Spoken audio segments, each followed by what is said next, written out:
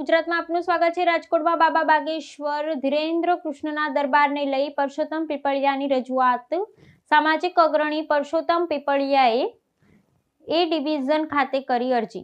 અંધશ્રદ્ધા દૂર કરવા દિવ્ય દરબાર રદ કરવો જોઈએ તેમજ હનુમંત કથા સાથે કોઈ વાંધો નથી। દિવ્ય દરબાર એટલે કે ધોળ ધતિંગ દરબાર રદ કરવા અરજી અનુસંધાને બોલાવતા પોલીસ સ્ટેશને હાજર પરસોત્તમ પીપળિયાએ પોલીસ પ્રોટેક્શન અને દિવ્ય દરબાર રદ કરવાની કરી છે અરજી। મીડિયા મારફતે આમંત્રણ મળ્યું છે। રૂબરૂ આમંત્રણ સમિતિ આપી નથી। હનુમંત કથા સામે કોઈ વાંધો હોઈ શકે નહીં। મેં બે અરજી કાલે કરેલી છે।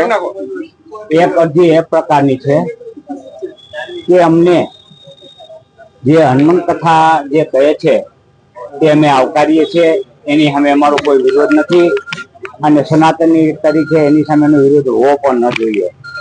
પરંતુ જે છેલ્લા દિવસે પ્રેત દરબાર જેને દિવ્ય દરબારના નામે ઓળખાય છે તે દિવ્ય દરબાર જે યોજવાના છે એમાં અંધશ્રદ્ધા ફેલાવવાનો આ દિવ્ય દરબાર છે।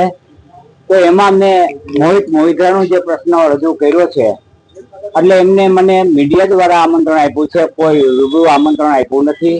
અને એક સામાન્ય રીતે જે રીતે મીડિયાને ઉદ્દેશને આમંત્રણ આપે એ રીતે મને આમંત્રણ આપ્યું છે। એટલે એ આમંત્રણમાં એમને જે કઈ પડકાર ફેંકા હોય તો મારે પર્દાફાશ કરવો એ મારી પવિત્ર ફરજ છે।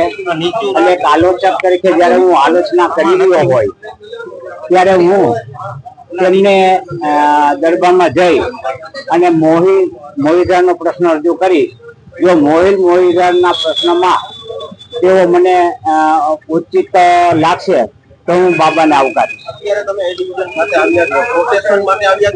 અત્યારે મને એ ડિવિઝને બોલાવવામાં આવ્યો છે અને અરજી સંદર્ભે બોલાવવામાં આવ્યો છે। પ્રોટેક્શન નહીં મળે તો પણ હું જવાનો પ્રયત્ન કરીશ અને જવું જોઈએ એવું હું માનું છું। હું જઈશ।